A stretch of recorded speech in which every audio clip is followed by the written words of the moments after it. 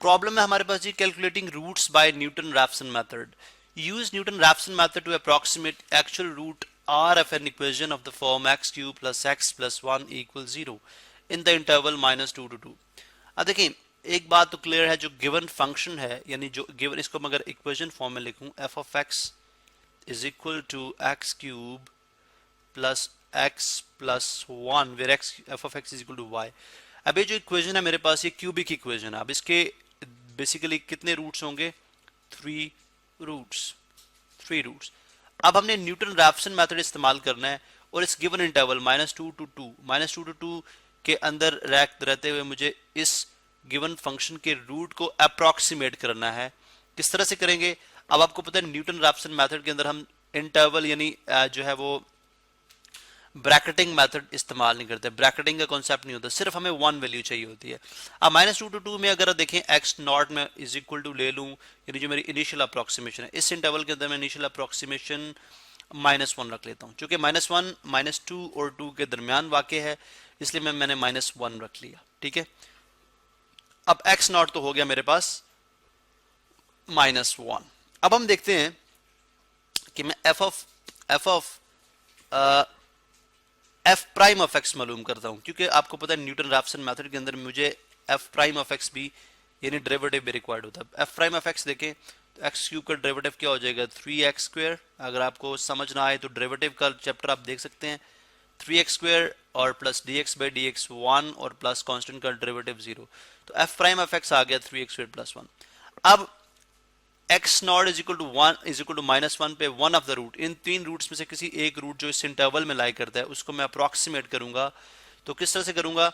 मुझे कितनी number of iteration perform करानी पड़ेंगी? i प्लस 1 जो आइट्रेशन होगी, यानी हर आने वाली आइट्रेशन किसके इक्वल होगी? xi according to Newton Raphson method है ये. माइनस इस फंक्शन को इवैल्यूएट करेंगे xi के ऊपर और डिवाइड करेंगे इसी फंक्शन को इवैल्यूएट करेंगे डेराइव्ड फंक्शन के ऊपर, यानी जो हमारा ड्राइव्ड फंक्शन है उस पे उसको इवैल्यूएट करेंगे. अगर आप यहाँ पे करना चाहते हैं तो ये स्टेप किस तरह से हो सकता है? xi जो है xi के तौर पे ही रहेगा xi और माइनस f ऑफ x, यानी यहाँ पे अगर xi पुट करेंगे तो ये बन जाएगा xi cube plus xi plus 1. ये गिवन फंक्शन हो गया, यानी गिवन फंक्शन पे इवैल्यूएट किया. अब उसके डेराइव्ड फंक्शन पे इवैल्यूएट करेंगे. मसलन 3xi का स्क्वायर और प्लस 1. ठीक है. तो लिहाजा हम जो है अब इसको मैं अगर इवैल्यूएट करूंगा, ये xi 1 बाय 1 है, तो ये मेरे पास क्या बनता है? ये मेरे पास डिनोमिनेटर में बनेगा. यहाँ पे आप देख सकते हैं मेरे पास डिनोमिनेटर में क्या चीज बन जाएगी? 3xi का स्क्वायर प्लस 1. और ये कितने टाइम्स होगा? 3xi स्क्वायर प्लस 1 टाइम ही होगा. तो ये 1 जब इससे डिवाइड करेंगे तो ये बन जाएगा 3xi square plus 1 into xi. जिस तरह हम एलसीएम लेते हैं, ठीक है, यानी इसको डिवाइड करेंगे इस तक तो 3xi स्क्वायर प्लस 1 आएगा और वो मल्टीप्लाई हो जाएगा न्यूमरेटर के साथ. और माइनस ये अगर आप डिवाइड करेंगे तो ये 1 टाइम होगा, तो ये आ जाएगा -1 into xi cube plus xi plus 1.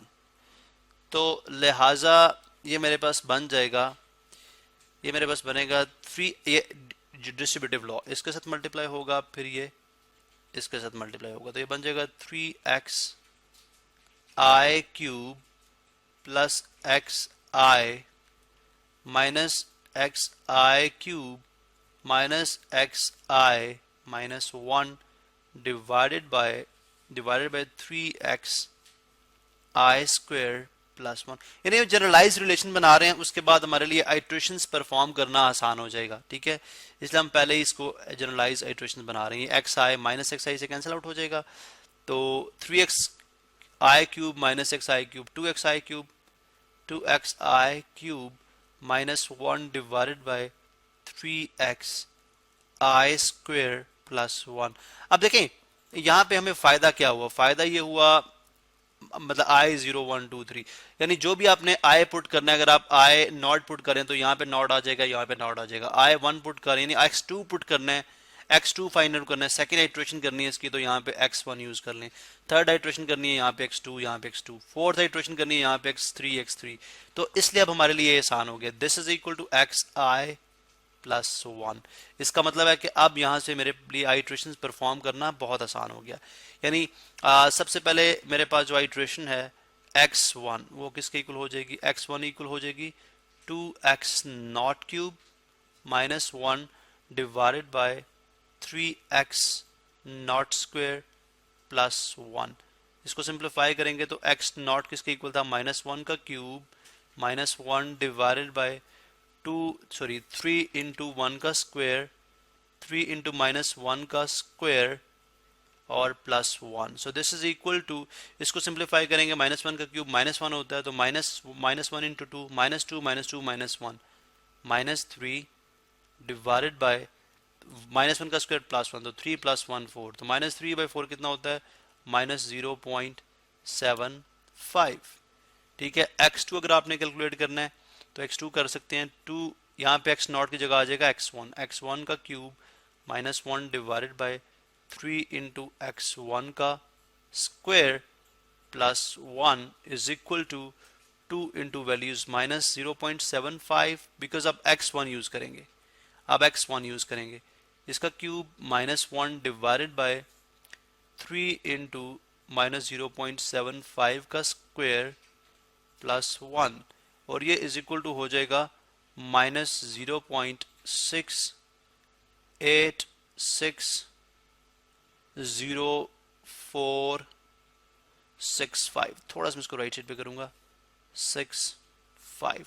ठीक है, अब अगर आप नेक्स्ट आइट्रेशन पे चलते हैं, ठीक है, x3 इस पे करते हैं तो ये अगेन 2x यहाँ पे स्क्वायर आ जाएगा cube minus 1 divided bye 3x square का क्यूब प्लस 1, और यहाँ पे आप वैल्यू पुट करेंगे 2 इंटू -0.686046 का क्यूब -1 डिवाइडेड बाय 3 इंटू -0.686046 का स्क्वायर प्लस 1, और ये जब आप इसको सिंप्लीफाई करेंगे, राउंड ऑफ करेंगे तो बनेगा -0.682396।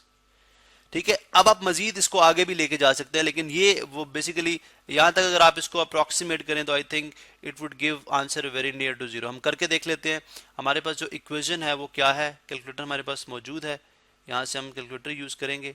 ठीक है, इक्वेशन हमारे पास x³ प्लस x प्लस 1, तो 0.68239396 ये नेगेटिव में, इसका क्यूब ठीक है, उसमें आ गया फिर प्लस x प्लस अब x चूंकि इटसेल्फ नेगेटिव है, ठीक है, तो यहाँ पे हम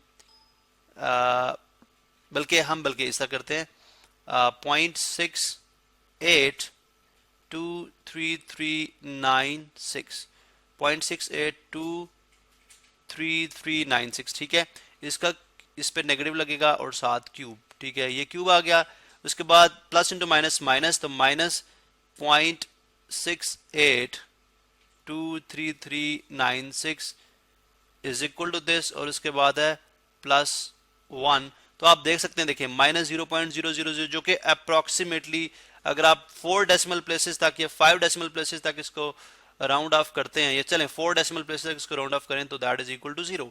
इसका मतलब है this is one of the root, ये उसका एक रूट है।